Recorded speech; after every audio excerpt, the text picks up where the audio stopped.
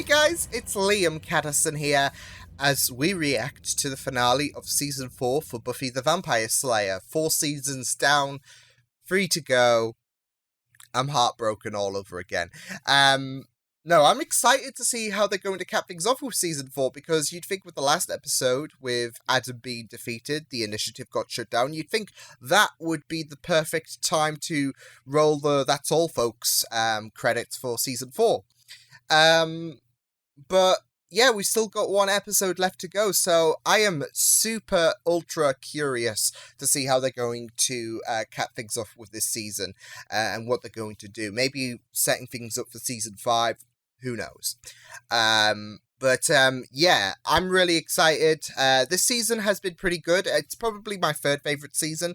Not as good as Seasons 2 and 3 in terms of the overall quality, but I have thoroughly enjoyed it so much, especially with the deepened exploration of identity, especially with Buffy now in a new state of education, with her going to college, as well as Willow. Giles, he's been trying to find his place since he's no longer a watcher. Xander with his merry-go-round of jobs, and Spike, his storyline has been intriguing as well, with how he's been prohibited from attacking humans thanks to the initiative. And we've introduced some new characters who have had some really decent storylines, with Tara, with Riley. It's just been a very great season for me, so I have really enjoyed it. But I have enjoyed the previous 2 seasons a bit more in terms of the overall story quality. But like this season still had its intense, extraordinary moments. So yeah, I have really loved this season. I'm excited to see what Season 5 has on offer. But let's cap things off with Season 4. This is episode 22 for Season 4. Let's go. A little bit too wired. Yeah, that spell, that was powerful. Don't We'll think I keep could you up sleep. all night. Well, we got plenty of vid. And I'm putting in a preemptive bid for Apocalypse Now, huh? Did you get anything less Very, I was gonna say it's No, very you're wrong. appropriate. It's a feel-good movie of whatever year it was. But you've never taken drama before. You might miss something important. I don't want to leave here. Why not? Okay, I'm scared.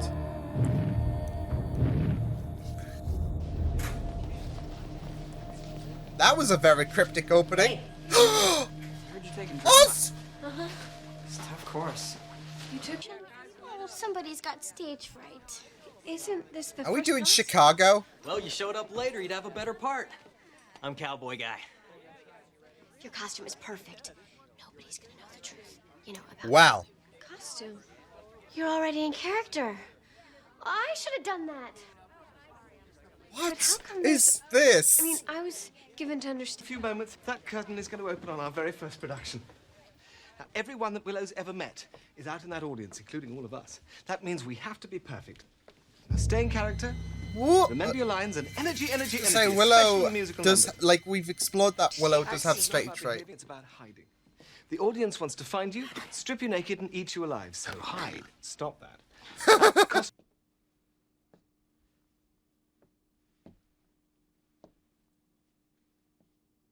I've made a little space for the cheese slices. What? Looking for a man. A salesman. Oh my Everyone's god. starting to wonder about you. No, Riley. No. If they find out, they'll punish you. I can't help you with that. What should I... What's after me? Let's- Is it something... let's talk about I the was supposed real to do? Willow. Was I supposed... Tara, okay, this really is...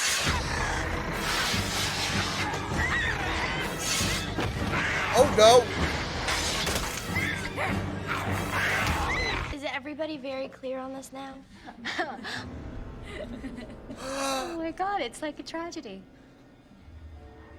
Is this what she wore back in the Exactly, beginning? like a Greek tragedy. We should all... Help me!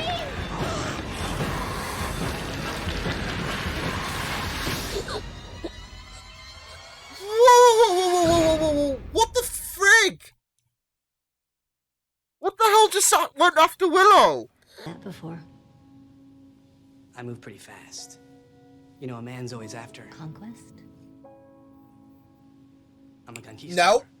No. You Nope. sure it isn't comfort? I'm a comfortador.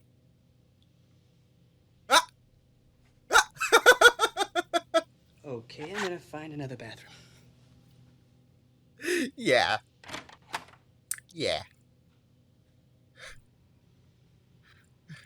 Anyone else have that problem? I'm kidding. I have you, big brother. Brother.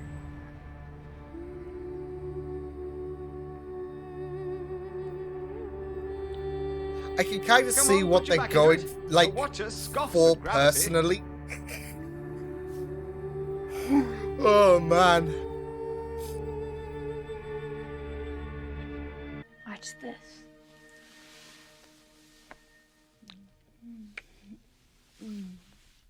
So we've like we're not even seeing the first kiss, and it's not even like legit as well.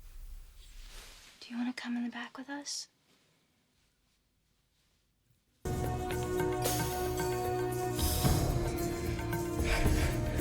So Liam is just shutting down right now.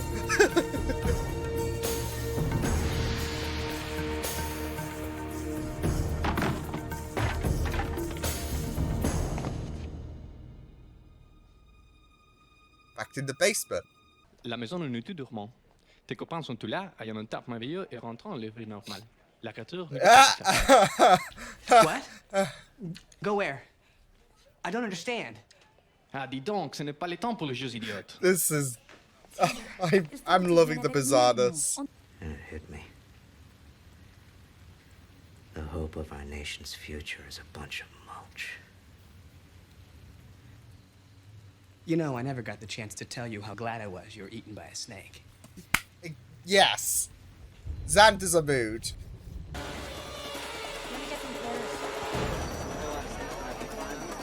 Just loving these shots.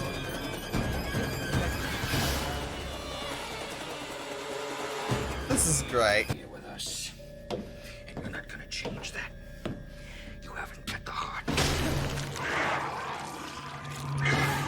Oh, shh. Take away the thing that's associated to Xan. Oh my god. Catch your elbow. I am a vampire. Oh, you stink me. Hey. I haven't got any treats. Oh. Sacred, but go easy on the girl. This is my business. It's blood of the lamb and all that. It's like that parental vibe. Well, at least it's showbiz. Johannes! Oh my god! What am I supposed to do with all of this? You gotta make up your mind, Rubes. What are you wasting? I wear the cheese. It does not wear me. Dude, what's your... Sort of people. What is the deal with you and the cheese? Of course. The spell we cast with Buffy must have released some In the last primal evil that's come episode? back seeking. I'm not sure what Willow looked through the chronicles for some reference to a warrior beast. I've got one back. Can cripple you with my thoughts. Yeah, he used who... You underestimate me. You couldn't know. You never had. Oh...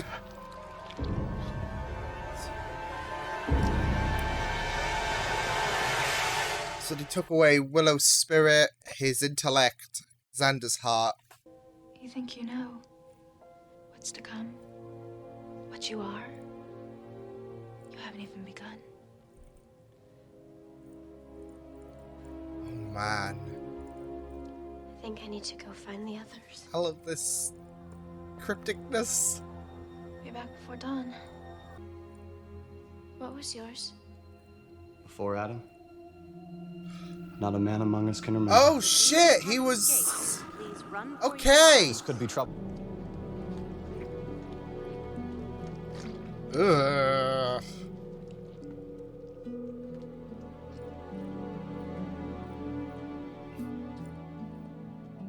Wait, didn't she have that on her face?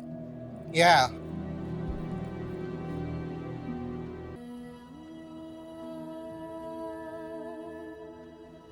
She was playing in the sandbox earlier. Now she's got a larger sandbox. This might be one of my favorite episodes of all time. I am destruction. Absolute. Alone. The Slayer. Wait. The first. Yeah.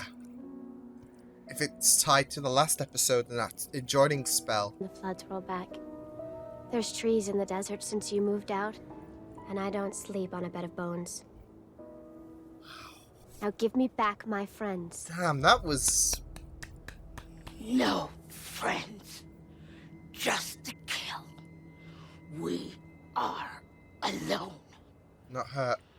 What's this? That's it. What's this guy's deal? Poor thing. You're not the source of me. Also, in terms of hair care, you really want to say what kind of impression am I making in the workplace? Because there we go. Hey, she's getting all snippy with the first. The first Slayer. What a sequence of events. Or the floss. What's to come? What you are? You haven't even begun.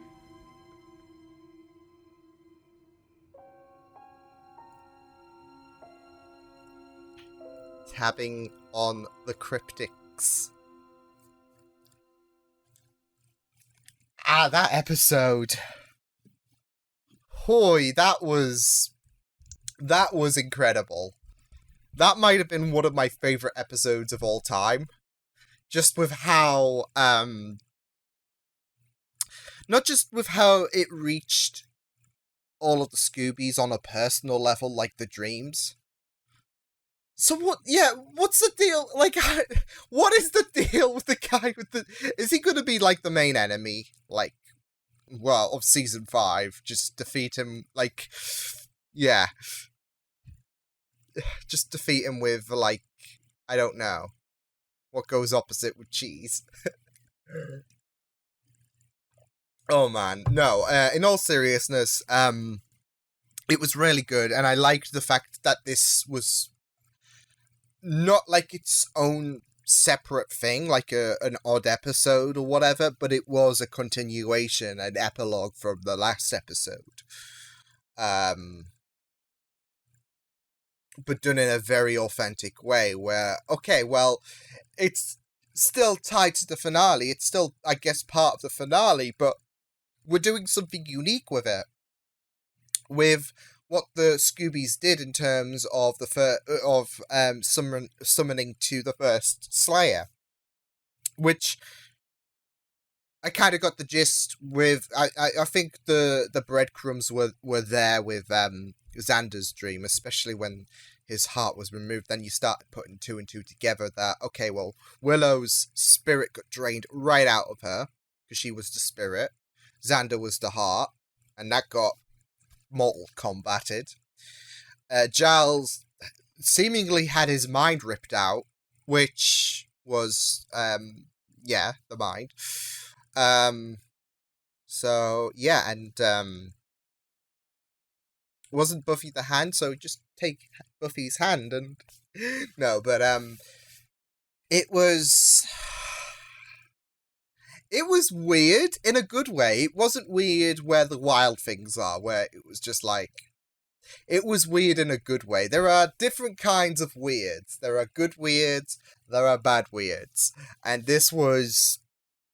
Calling it good would be a very big understatement with just how incredible that episode was. Okay, so I think I'm ready, because I have spent quite a bit writing down notes, because I felt like this was a very deep episode with quite a bit of foreshadowing, I feel like.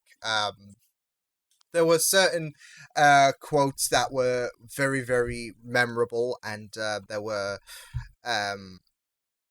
teasing for things to come, it seems.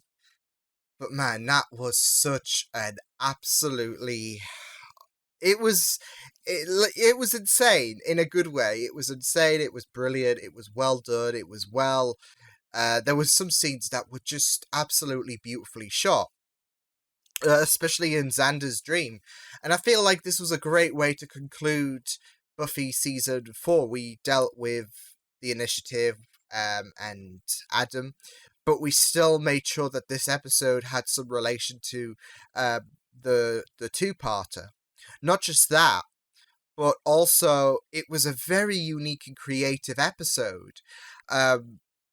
And I love how it focused on each individual Scooby, exploring about not just their identities, but also regarding the first Slayer, regarding their future and obstacles they might have to overcome.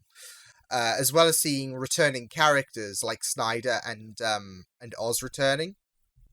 And the guy who was eating cheese, like...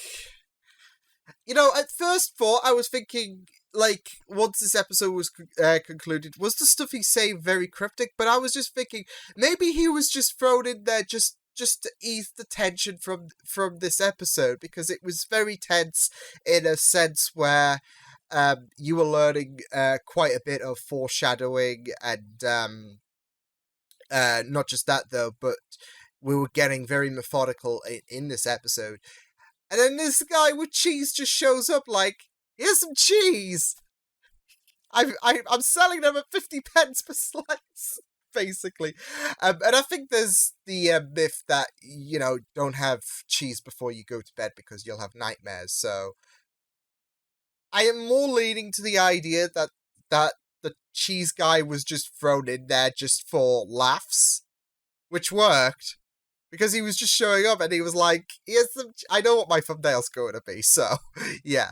But yeah, he was just showing up like, here's my cheese. Hope you like it. I just loved it. I just loved the inclusion. So I'm just going to take it as a gag, because I'm pretty sure, like, especially when... Because he was saying these, like, messages like, the cheese... I don't wear the cheese wears me, or something like that. He was saying that, and then to Buffy he was like, cheese!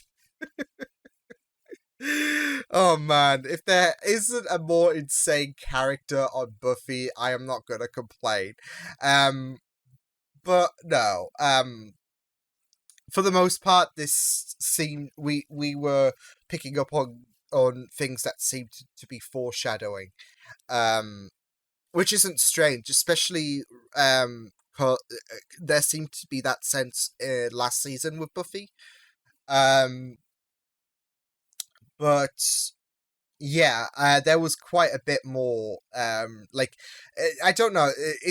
I wouldn't say it was more like, or it was less on the nose, but there does seem to be like hints regarding what's going on in the secret corners of a character's minds. Like Willow, for example, we'll start off with her, because I've separated these into categories so it's easier to follow, because there was quite a lot of stuff that was happening, and quite a lot of stuff to keep tabs on in terms of, okay, well, this could mean something in...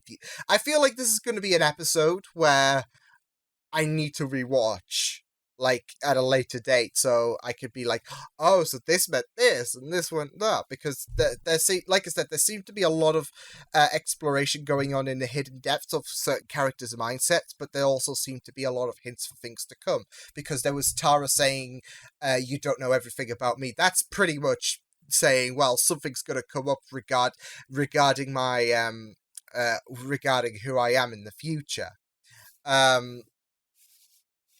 Not just that, though, but there does seem to be like some kind of hints regarding Spike as well. And there was that message at the very end, wasn't there? Like, that Tara said to Buffy, you think you know what's to come what you are, but you haven't even begun.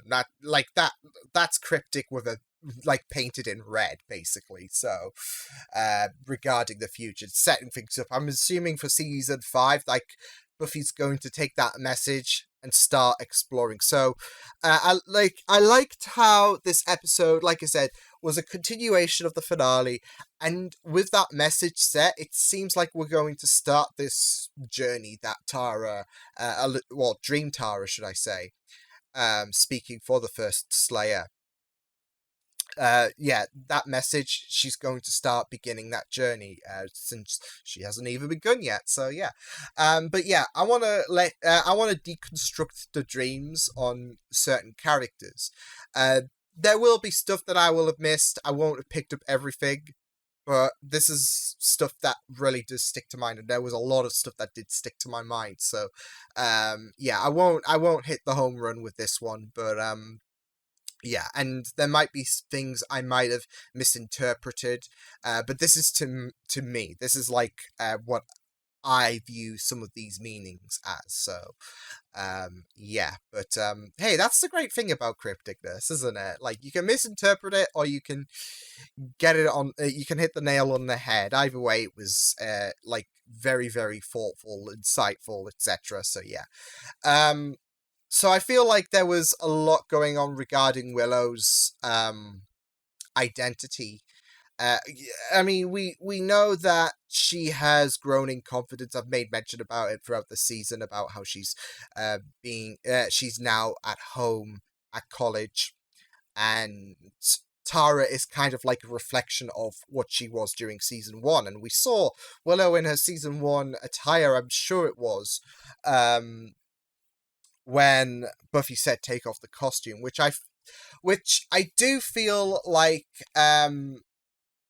they are trying to, that was trying to strip away Willow's confidence, because season 1 Willow was a bit more skitterish and she had the attire on, and now she's growing, and you strip that away, and you strip away Willow's confidence, and you're back to season 1 Willow. So not just that though, but we had the play going on, and we've learned before that Willow and plays, they don't really go down well, do they? So and we had that comment about Willow, I didn't learn my lines. So what would happen if she was on stage would be she would be completely blank, kind of like Nightmares, actually, where she had that stage fright, but so that would come into fruition with her not learning her lines. So yeah, that confidence being taken away from Willow was pretty much what I thought of Willow's dream, especially with take that off, deconstructing that confidence that she's built up. So yeah, I feel like Oz was, because we've had also Willow being a bit of a crossroads, especially a few episodes ago, regarding Oz and Tara. Oz is who is like, I guess, her old life, and Tara is the future. And she's facing that conflict regarding her old life and her new life. So you have them two kiss. That's what I felt with the kiss, and yeah, because we had that worry in the last episode with Willow not knowing what to do. She's got her old life saying, she's got her old life basically saying, come back to me, but then there's the life she's more comfortable with, I feel, especially now being able to explore herself further, her being bisexual. She is now feeling a bit more confident, a bit more open. So we've got a bit of a conflict going on for Willow at this point with her old life and her new life. Yeah, they're basically meshing with the literal kiss. So yeah, I feel like the play kind of also represents like the character, like Willow's well, I don't know regarding Willow's perspective, because Willow was all not Willow, Buffy was all dark and well, I wouldn't say moody, but I do remember, I think it was doomed it was that Riley said to Buffy, "You like being in the dark place," which could be a reflection of that. And Riley, in his cowboy suit, he's basically the American hero. I love the flamboyancy behind that, though. Like, he was like, "I'm a cowboy," so yeah. But I think that's like how he's all G.I. Joe, American hero, etc. So that's what I feel like Riley's attire represents. But yeah, we saw Willow getting her spirits drained out. I was curious about what was going on. It started to make a lot more like sense about what was happening and the ramifications, etc. in Xander's dream, because this could be this could be the kindergarten guy, yeah, all over again. I think it wasn't it? Yeah, that was draining people with dreams as well. So yeah, but it could have been something like that. But the only reason the first Slayer drained Willow was because of that spirit. She's literally draining the essence out of her, that spirit. So yeah. But I really liked Willow's dream and how I thought that was represented about her confidence and how that can be shattered. Because what we've learnt about season 4 is identity. And I feel like that fits in really well with Willow's journey this season. Kind of like Xander. Like, Xander's been a bit all over the place this season in terms of jobs and trying to find direction. Well, not just that though, but his story is a bit more stronger, as I said, because in the last episode, because he's always been having these worries regarding his identity. Like, we saw that in season 3 with the Zeppo, and how useful he is to the Scoobies. So yeah, I really liked a lot of the elements with Xander's story about him trying to find his identity, with the basement as well.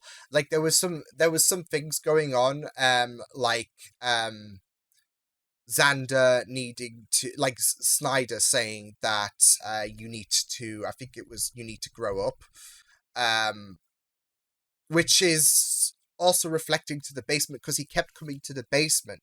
This is the thing with Xander. Whilst he's not in college and he's not in that in between state, I guess, that Buffy and Willow are, in terms of transitioning from a teenager to an adult, because he's still not in that education. He's now playing merry-go-round with the jobs. He's having to take life a bit more responsibly. And the thing is, the crutch is the basement, with him trying to escape his parents, and I think his father was kind of like a blockage to that. So, yeah, that's what I feel like. Because this is the thing, the scenes transition, but he was always ending up back in the basement. And he has to push harder, so that's why Snyder was saying that, you have to face your life, basically. You have to transition to be a bit more adult, especially with the fact that Snyder was very sincere. He was the most strictest character in the Buffyverse, I feel. And now you have that transition from a life of, I guess, irresponsibility, especially with how jokey Xander was, to that adult life, especially with you partaking in jokes. So, yeah, but the problem is he's still tied down to his parents' basement, so he's got to put one step forward, and he's got to barge past that blockage, which was his dad. So, yeah, but not just that, though, but you had Anya saying, "Do you know where you're going?" which is, I guess, direction of his life, because like I said, the season's focused on him playing like a roulette regarding jobs. So there's no direction for him at the minute, because every episode or two he would end up with a new job. So he's not settled into one area. So yeah, there was that. I also am very curious about the brother line that Buffy echoed to Xander, because I'm not sure if, like, this could be foreshadowing, like I said, because I feel like there's a proliferate of that. There might be stuff that have gone right under my nose, but there were some bits that were basically screaming beware, because I'm gonna crop up in like 1, 2, 3 seasons time. So yeah, but there was Buffy saying that she was calling Xander Big Brother. I'm not sure that's going to mean something regarding Xander's life, potentially, or if that's Buffy's perception, because we know that Buffy and we know that Xander had a thing for Buffy, but because he's now got Anya, he could potentially see Buffy as a brother, sister, should I say? Buffy can see him as a brother in that aspect. So yeah, but yeah, I'm not sure, that could go either way in my opinion. But yeah, that scene with the sandbox and Giles and Spike gleefully on the swings was just great, especially when Spike was like so jolly and saying like, watch a Scots of gravity, saying it so gleefully. I love him. I want to go on to Giles, because whilst there was not much going on in his dream, I feel like his dream and his incarnation in Xander's dream kind of meshed, because there was something interesting there, like when he said that Spike's like a son to me. I'm not sure if that's going to mean that Spike is going to be more involved with the Scoobies, like, because he has been hanging around with them throughout the season. Whether he's been tied up to a bathtub or he's been just hanging around trying to nab money from Giles, he's always been there despite his resentment to the Scoobies.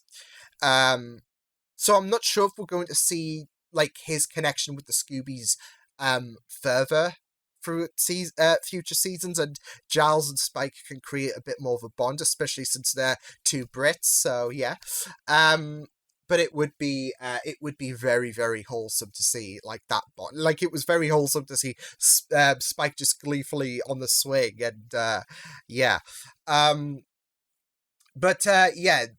Giles was well, I've got to say before we do go further into Giles's dream, that the scenes in Xander's dream was really beautiful. Like, I loved some of the lighting effects, like when he confronted Giles and he was going to speak out information, but he was speaking in French, and it was very great. I loved the green effect, and then the seamless transition to different scenes. Like, one moment he was in the college, the next he was at I think Joyce's home. So yeah, it was really nice how they incorporated that seamless transition, and the scenes there was just really great stuff. But yeah, Giles, it kind of melted my heart a bit, and it was just really good as well, because we have Buffy acting like a child to Giles. That was pretty much telling about the father figure relationship that Giles has to Buffy. Not just that, though, but it was very powerful. It could have just... See, this is what I am interpreting in Giles's dream for that for that first scene in his dream. It could have been him and a childish Buffy. But I think there's something more, especially with Olivia there, with the pram there. I feel like there is that longing for creating a family. I think that's what's going on in Giles's mindset, because it could have been just him and Buffy, especially with how he feels a bit distant with Buffy this season. I mean, we've seen that like this season, how there's that fear of losing Buffy. Like Maggie was saying, oh, Buffy lacks a father figure, etc. So, yeah, and then a new man was a very, very poignant insight into their relationship. So I feel like I feel like they could have just done with Buffy and Giles if they wanted to, but the fact that they included returning Olivia in the pram kind of speaks volumes that not only is he worried about losing Buffy, but he's also wanting to create this family. He's also wanting to become a family man. So I feel like that was very, very powerful stuff. But yeah, Buffy acting like a child, very, very symbolic regarding the father figure role that Giles has to Buffy. Yeah, it was really good going into Giles's short but sweet dream as well, because there's been that there's been that crisis regarding Giles, like him wanting to find a job, or him wanting to stay in contact with the Scoobies, like especially with the fact that he's no longer a Watcher. He's trying to fit in. I loved the noir bit as well with him and Spike. That was really, really good stuff. But yeah, Giles singing whilst basically going into exposition was wonderful, and it was creative, but it was also nice reflecting on what he's been eyeing up recently, because he has, like, we first heard him singing in Where the Wild Things Are, and then he was recently singing a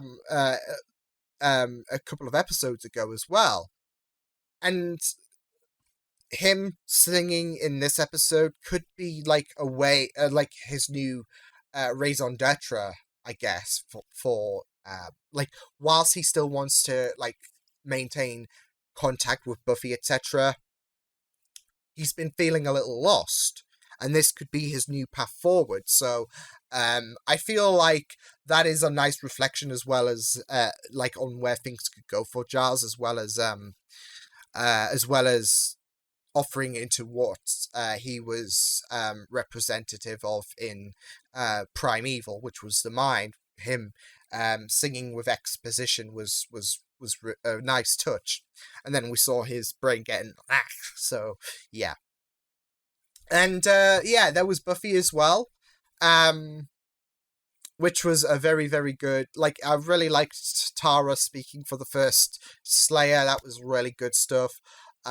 So yeah, I really liked how Tara was represented in these dreams. But yeah, the first bit with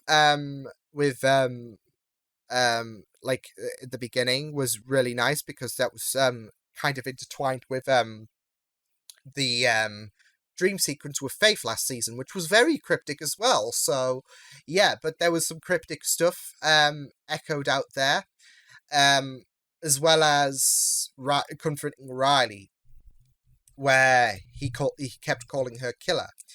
I think there is that worry about being a killer, especially with Faith, and how she was, how she steered in the direction of darkness, with Buffy being on the path of light compared to the darkness that Faith surrounds herself by. It's that fight. So yeah, but I feel like there's that worry about what Riley might think of it. Like, he's like, Buffy's been no stranger in echoing out her worries regarding what Riley thinks of her, especially with the whole Faith and Buffy situation in that two-parter. So that's gonna possibly echo in this dream sequence where he keeps calling her killer.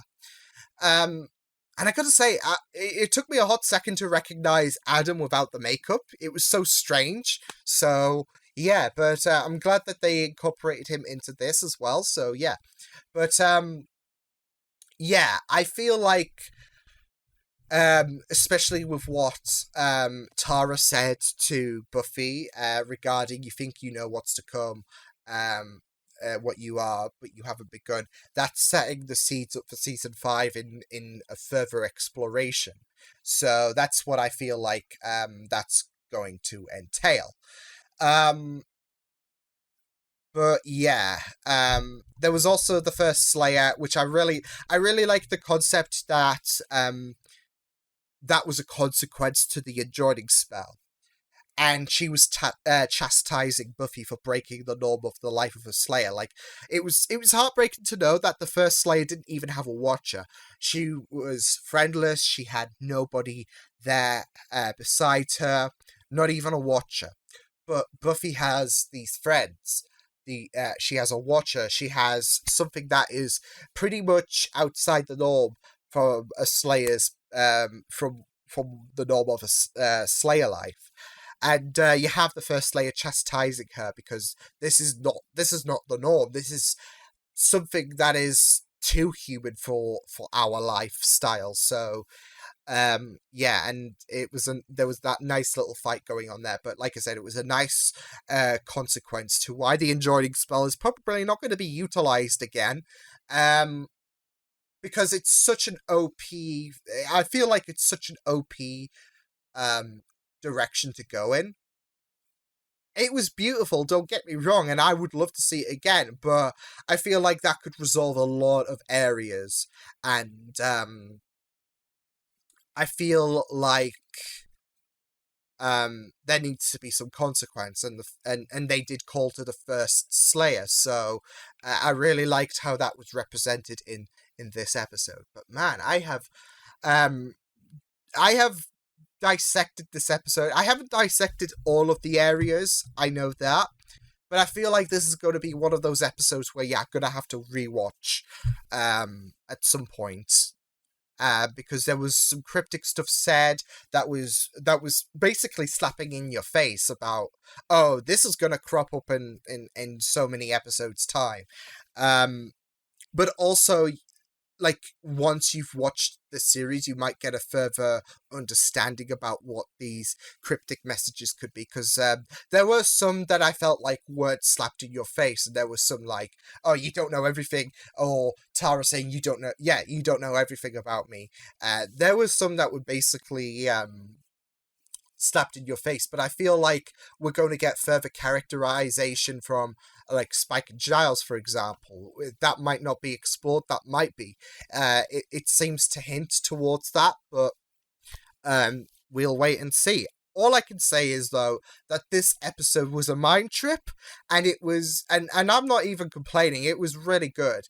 I don't know, like, this, I would like to say this is like my second favorite episode for Buffy season 4. They ended on a supreme high, because it just had the quality that Hush had, which is still my favorite Buffy episode of all time, with just how creative it was. But this episode was no stranger to the creativeness that it exploited, especially with the scenery. Like I've commented a couple of times, it was very beautiful as well. Like Buffy in that like desert area confronting the first Slayer and Tara, it was really beautiful. But some of the scenery, like the noir landscape, which was very interesting, because I've just watched an episode of Westworld where something similar also happened, although that was a bit more like I wouldn't say I would say it was less authentic than what Buffy provided, but it was still very cool and investing to see. But yeah, I liked the perspectiveness of the noir landscape. Like I am very curious about what that could mean, because I'm sure that does have some meaning, but I'm a bit more, like, it's a bit more vague. This is what I'm talking about. Some of the stuff that was ushered in this episode seems a bit vague, and you can only well, I wouldn't even say scratch the surface to some of these. You can just only assume, which I feel like is like 80% of like the stuff said in this episode, but some of the things you kind of have an idea of the direction they're going to go. Like season 5, I feel like we're going to explore a lot more regarding Buffy, like what you are, etc. I feel like that's going to be we're going to have a deeper journey into Buffy as a whole. So yeah, but yeah, like I said, I loved some of the scenery. It was really good stuff. And some of the meanings behind the scenes. Although the cheese guy was the best. I mean, it was just amazing to see the cheese guy just pop up every now and again. Like, I'm probably dismissing it so early, but I don't know. There's a part of me that's clinging on to the idea that maybe his lines do have some kind of metaphorical meaning or something like that, but I'm leaning to the option that he was just in there just to make we had a tense story, so let's just throw in this guy just to make people cackle a bit. So yeah, but yeah, that was a superb way to conclude season 4. One of the best episodes for Buffy. It was a real nice workout for the mind. It was just great to get my mind thinking about these dreams and the messages, etc., what they could mean. It was intense. I thoroughly loved this episode so freaking much. So yeah, I will see you guys next time. Hope you guys enjoyed this reaction. You can check my videos on the right if you want to check out more of my content. You could also subscribe to my media feeds and channel if you want to. Hope you guys enjoyed this reaction. Hope you guys take care, and I will see you guys next time. Toodles!